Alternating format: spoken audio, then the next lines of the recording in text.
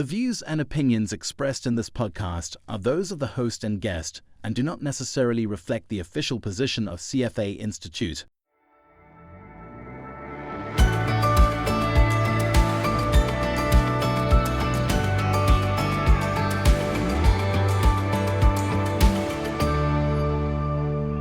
Hello and welcome to The Enterprising Investor, the flagship investment podcast for CFA Institute. I'm Mike Wallberg, and I'm joined today by none other than Peter Zeihan. Peter is a friend to the show and has the distinction of generating the highest downloads for a single episode of ours in our 13 years, which was our January 2023 conversation, which is awesome. If you have time, I definitely recommend going back and having a listen there. Peter's the author of 5 books, but his main day job is consulting directly to companies and governments around the world when he's not posting to his hugely successful YouTube channel. Anyone who has heard Peter speak knows they're in for a whirlwind of facts, figures, and insights into the world of geopolitical strategy. And I, for one, am certainly excited to have you back on the show, Peter. Good to see you. It's good to see you. I should say as well, on the last episode of this podcast, Peter Lazaroff and I were talking about the upcoming CFA Institute Investment Conference in Chicago in May, where he and I are both hosting panels and recording podcast interviews with speakers. Peter, I believe you will also be there delivering the keynote on the closing day titled, Getting Through the End of the World. Yeah, the title's a little bit more prescient than I had intended when I picked that one. Well, we are recording here in early March, and the world does seem to be ending around us, especially up here in Canada. So I look forward to getting into that conversation with you. And I should say as well, Peter, I really enjoyed your latest book. You did an update to the Accidental Superpower, which is has a new suffix called 10 years on, which for our listeners, as I mentioned, is an update to that 2013 book. In both books, you lay out the broad theme of U.S. as a superpower. We got there for a variety of reasons, really geography, demography, policy, maybe a bit of luck in there. But the main thing that's keeping me up at night since reading that book is this one passage. I'm going to, bear with me here, I'm going to read it to you and we can all have a little silent cry about it here. We may well be getting what for most countries is the worst of all possible worlds, and America utterly disinterested in maintaining global trading structures and maritime security, while also pursuing an ever more nationalistic economic policy set, while simultaneously demonstrating a willingness to put its finger on the security scales. Populist, isolationist economic policy married to activist, indirect military interventions. Buckle up. Yeah, sorry about that.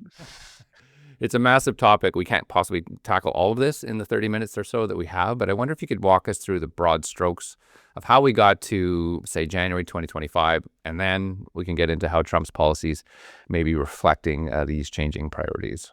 Sure. Let's do 3 things. Let's do this in 3 steps. So geography, demography, and then what's going on with the American political system. The United States has the best geography in the world. We have ocean moats. The country to our north is lightly populated compared to its geography, so it has not been a security threat except for when the redcoats were present. And we had one war of consequence with the Mexicans over 170 years ago now. That basically took the good part of the border zone and put it into California, Texas, and left the Mexicans high up on the mountains in the plateau where they could never project power from again. So basically, you've got this amazing chunk of range and farmland overlaid by the most dense knit, naturally navigable waterways on the planet, all to itself. And it really doesn't matter politically who is in charge of that sort of environment, with the obvious exceptions of people like Lincoln, who stitched the country or held the country together, and Washington, who made it in the first place. The United States is not known for having quality leadership, and we don't need it, and that hasn't changed. And then there's demographics. As you urbanize and industrialize, your country's population moves off the farm and into the cities. And as you do that, you go from having lots of kids to fewer kids. And the faster you do that process, the faster your birth rate drops.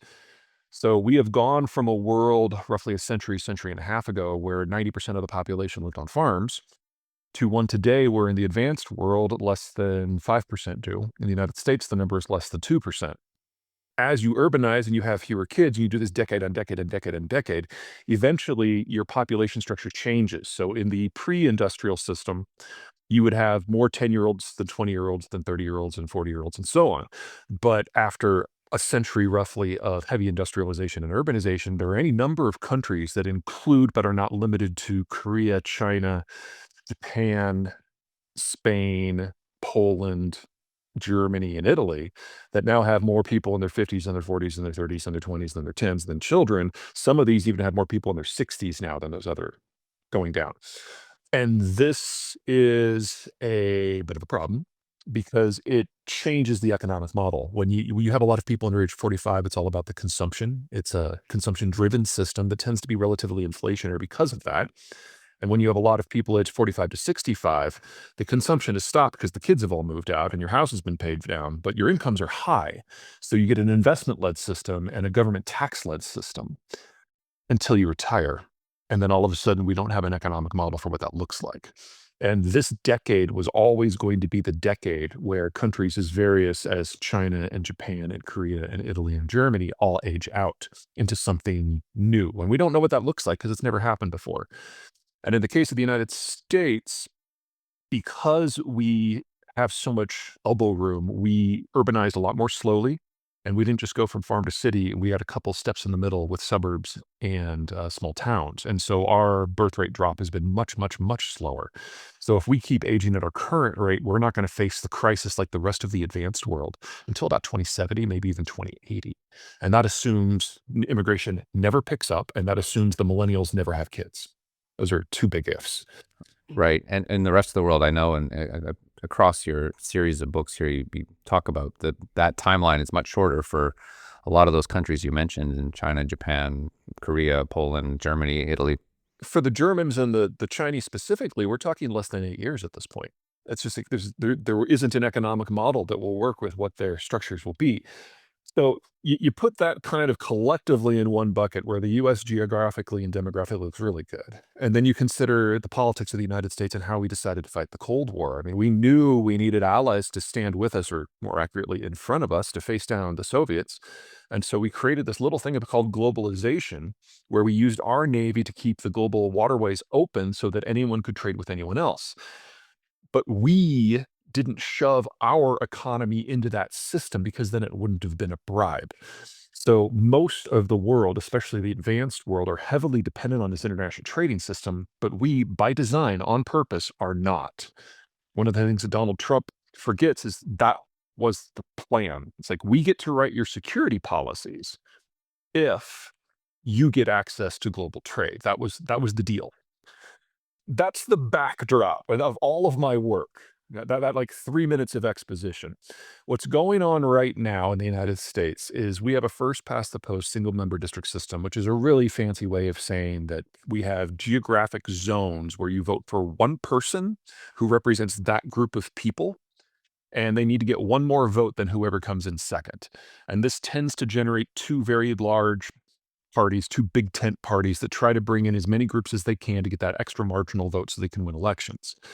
But that system becomes unstable every generation or so as the coalitions move around because of changes in economic patterns or technology. And if you think about what's gone down in the United States in the last 30 years, we've had the rise of hyperglobalization and now it's fall. We've had the digital revolution and social media. We've had the baby boomers at the peak of their lives and earning potential, and now 2/3 of them are retired. And our political system at this moment is shifting around. So what I said at the very beginning, it doesn't matter who runs the United States, that is true unless you're in one of these moments of transition and you're in a moment of global change. And both of those boxes are very heavily checked right now, which means that Donald Trump, regardless of his policies, had the potential to be the most significant American political leader since at least Lincoln. And he's acting on that because at this moment, our two parties are gone. They don't function. And so the entire legislative branch of the United States governing system is on hiatus and will remain on hiatus until the party system reforms. That will still be a few years from now, providing a window of opportunity for the Don to do more or less whatever he wants. The Don. Is that a result of the personality of Donald Trump, or is this No. This It's is a reflection of his personality will definitely guide where this goes. I don't mean to suggest he has no agency here, but this is just a moment in time where we're going through a structural shift globally and a structural shift domestically. He just happens to be in the right spot at the right time. So he's in the right place at the right time, and the priorities. You talked about the Bretton Woods. Oh, you didn't mention it, but that's where it all started. Post World War II, and this setup of the kind of playing the global military cop to keep these trade lanes open for everybody. U.S. was a beneficiary of it, but not dependent on it. And so what's happening there? What's been the evolution of that gets us to where we are? Well, the idea that the globalized system needs a rejiggering is not a controversial one in the United States at all. It was designed for the Cold War. And when the Cold War ended, we had this president, George Herbert Walker Bush, who had a crazy idea that maybe, just maybe, we should have a conversation with ourselves, an open, honest conversation about what we want next.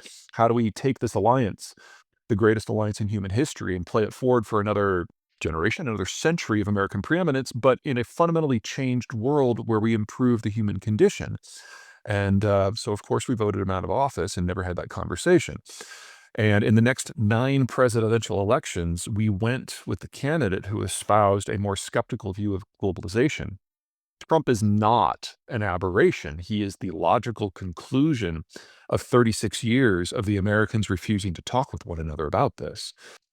And so we are now in a moment of time where he can impose whatever he wants, and he is working on that. So how this is transpiring, I mean, we talked about the fact that it's been, what is it? What has it been now? 6 weeks? 6 weeks. 8 6 weeks, maybe. 2 days. Who's counting? Yeah. So I don't know, let's pick some of these off. So obviously I'm sitting here in Canada. Let's talk tariffs here. Do these tariffs against Canada and Mexico, even against that big backdrop, do they surprise you at all? And what do you think Trump's endgame is? Okay, we need to make this conversation a lot broader because tariffs are just one piece of this. For Canada specifically, I mean, I understand why you're concerned. You should be concerned. Canada's demographic has aged quite a bit. Immigration has helped with that of late in a very big way. However, you still don't have the consumption-led economy that is necessary to go it alone, which means you have to integrate with the United States, and you have to do that with manufacturing, which means that the tariffs, while they are devastating to any industry in the United States that is linked with Canada and Mexico, hurt you more. We're going to have a recession in North America this quarter and next quarter. That even assumes that Trump walks the tariffs back between now and when this releases on the 15th. The damage is done. Investment has frozen. And no one has any interest in building anything in North America until there's a degree of clarity. And Trump is not ever going to generate that clarity. As for raw materials, I don't want to be mean, but it's not that big of a deal for the United States. The weak point in the American system on the raw materials question isn't the actual materials, it's the processing capacity. And to be perfectly blunt, Canada doesn't help with that at all because you don't process any of your own stuff. You just export the raw we send stuff. it all down. Yeah. So if you were to send nothing to the United States, which would be dumb but possible, it would just go into the international system and would bring in more from, say, Brazil or Australia. It's not right. And the U.S., as you wrote about in your book, has become energy self-sufficient in the last few years anyways through shale, right? Yeah. Now, to be clear, this is not a recommendation, Ryan. There's an easy way to prepare for a post-globalized world, and that involves Canada being part of the inner circle. Like I said, the Trump administration seems committed to doing this by the most painful, destructive way possible, which is going to take what should have been a very inflationary 5 to 10 year period and turn it into a hyperinflationary 15 to 20-year period. If Trump does what he says he's going to do. Yeah, and I wonder about that too, though, because I mean, inflation was one of his promises. Markets correcting. He doesn't seem to care about the markets anymore, which I think is actually no? a little sign of personal growth on his part, but take it for what it is. Interesting. If you're looking for the low-hanging fruit for Canada, get into minerals processing already. I mean, come on, you've been a beaver pelt economy for a century and a half. It's time to move on. And if you move into the value-added part of the manufacturing and the processing system, you make so much more money than just exporting the raw stuff. The downside is you're competing with the Chinese who subsidize that industry, and you're going to have to make environmental decisions that you really don't want to. Yeah, that's something that's been on the books, and I don't know what it is about the Canadian experience historically. If it's risk aversion, or it was too easy and tempting to ship it out rather than build processing. It's true in energy as well as minerals, right? It's like all our oil. It's a manpower and a capital issue. I mean, you only have 35 to 40 million people based on who's doing the math, and you're all up against in a thin line against the southern border. So infrastructure is always going to be this weird combination of completely open and completely choked. And you have a lot of people who are on the very edge of retirement in Ontario and who have just retired in Quebec. And so capital is not nearly as available as it would likely need to be. But every year that you wait, that becomes more true, and the cost of capital only goes up more, and you get closer to the point where the Chinese system is going to collapse anyway. So you have to do this. You might as well do it before labor and capital costs become even more onerous than they are now. Yeah, it's a good point. It makes me think about Alberta, which is another topic I wanted to cover with you. But in your update chapter in this, I know you kind of walk back some of your case for what you call the Alberta question here in Canada. For listeners who aren't aware, Alberta is our sort of Texas North. It's our oil producing region. The economy has diversified in the last 30 or 40 years with some effort, but it's still very dominated by energy. And Peter, you made a case in your original Accidental Superpower for Alberta joining the U.S., which it's always kind of flirted with over the years, especially back in the 80s when Trudeau Sr., Pierre Elliott, introduced a national energy program, very unpopular. I lived in Calgary in the late 90s for a couple of years, and people were still talking about that and how unhappy they were, even though it was walked back in 85. And so there's always been sort of this. Oh, it was searing for Alberta, yeah. Yeah, very, very close to the heart. Basically, they kind of reallocated a lot of the economic benefit of the oil revenues from Alberta to Ottawa, and then who then distributed it to the rest of us. Yeah, exactly. So there was a case, there has been a case on and off over the years for them to secede and join the U.S. But even before the last 8 weeks, there seemed to be less, in your view, less appetite for that after witnessing one term of Trump. But we've still seen some grumblings there. Their premier was talking about trying to reallocate half the Canada Pension Plan assets to Alberta. She felt she had a claim on that a few months ago, which seemed like it was kind of girding for some type of a secessionist movement. But I got to think after the last 8 weeks that even they might be thinking twice about that. Well, I don't mean to belittle the cultural aspect and difference between Canada and the United States, especially in light of the Trump administration. But the economic argument for secession is a lot weaker now than it was 15 years ago. And that's largely because under Harper and then later under Trudeau, you guys threw the doors open to immigration, which fleshed out the demographics, which reduced a lot of the fiscal burden that Alberta was bearing more or less by itself or maybe hand in hand with Saskatchewan. Now that you've brought in another 5 million people who are aged 20 to 45, it's leveled out the tax base in a way that just didn't play true 15 years ago. So 15 years ago, if the federal government in Canada wanted to do anything, the answer was always the same: take more money from Alberta. Now there's a broader base. So I want to circle back, Peter, on sort of the broader theme that you outlined at the beginning there, which is this deal that the U.S. had set up with the rest of the world, and assume that there is that Trump's policies now. I mean, we'll assume we don't understand what they're for or why. But you did set it up, as against the backdrop of increasing willingness to abandon certain agreements or positions of being the global policeman, taking care of the world trade lanes, and all of that. And at the end of in the end of the book here, you paint a picture of what that looks like for the rest of the world. So other countries will no longer have the security of trade. The trade lanes won't be policed in the same way. It won't be good for them, and that will manifest itself in a number of ways. But one of the questions that kept popping up in my mind when I was reading that is that even if the U.S. can go it alone and it doesn't need these trade lanes anymore, and it's energy independent because it's developed its shale production capacity, so it doesn't need the Saudis, it doesn't need access to the tankers to make it from the Persian Gulf to the American shores. If it abandons that role as a global policeman, won't it still negatively impact Americans as well? I mean, they are still importers and exporters. They still need those trade lanes themselves. Even something as simple as travelers, which the baby boomers seem to be pretty keen on doing more and more as they get older. So, what's the outlook for that? It's not that I think you're wrong. I just think it's such a small factor in the American political discussion that it's almost a rounding error. People who believe that George Herbert Walker Bush was on to something, people like me, we've lost 9 federal elections in a row. And it would take a hell of a shock across the nation for that belief system to come back into vogue in a way that might affect policy. And it's certainly not going to happen under this administration. Gotcha.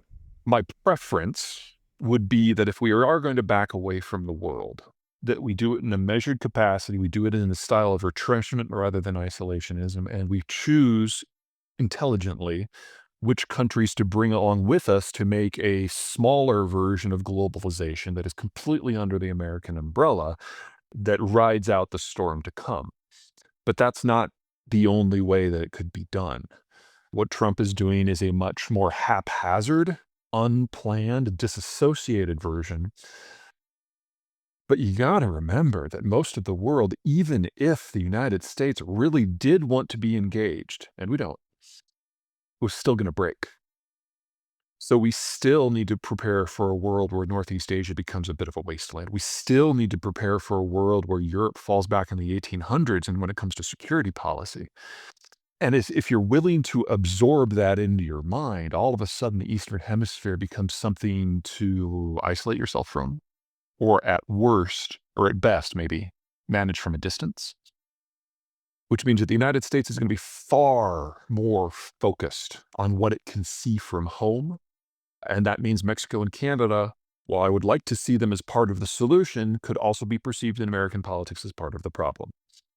The point is you're going to be perceived. And it's one thing to be like the 15th or 30th country on America's concern list. When you're in the top 3, it's a different world. Yeah. So you're redrawing the lines everywhere outside the U.S. borders. So, I mean, the rest of the world really has no choice but to band together in that sort of a scenario, right? Right, but there's not enough young people. There's not enough people under age 55 in the advanced world for banding together to achieve anything. So what does that look like then? Maybe you can walk us through the final chapter of your book here. Well, at a minimum, we're looking at the national disassociation of the People's Republic of China as a political entity and as a modern economy. At a minimum, we're looking at the end of the Eurozone and the EU as an economic entity, as the countries that do have more positive demographics, places like Sweden and France, basically hold their consumers dear and don't let anyone have excess. And so countries that were built around exporting to the wider world, Germany, have to go through a complete economic overhaul. At the same time, they have to go through a complete economic rearming. I don't know if you remember your history from Europe, the last 3 times the Germans did that, but shit got real. I think that's a very reasonable concern. As for the advanced developing world, the question is whether they've built up sufficient institutional and infrastructure capacity to kind of maybe not go it alone, but go it with a smaller circle of groups. Turkey looks very good in that regard. Indonesia looks pretty good. Brazil looks disastrous. It's a different story everywhere based on the combination of political structures, demographic structures, and physical infrastructure that is already in place. It's for most of these countries, it's too late to do a mass build out. It's a question of what they have behind them already. Well, this has been a enlightening and slightly depressing 20 minutes with Peter Zeihan. Thank you so much for coming on today, Peter. It's always so enlightening having these conversations with you. I really enjoy our chats. Peter's, as I mentioned, is going to be at the CFA Institute conference in Chicago in May, so be sure to check him out if you're down there, and also, come find me too, as I'll be around. Peter, as I mentioned, is a speaker, author, YouTube sensation, and founder of Zeihan on geopolitics. Thanks again, Peter, for coming on the show today. My pleasure. I'm Mike Wallberg, and this has been The Enterprising Investor.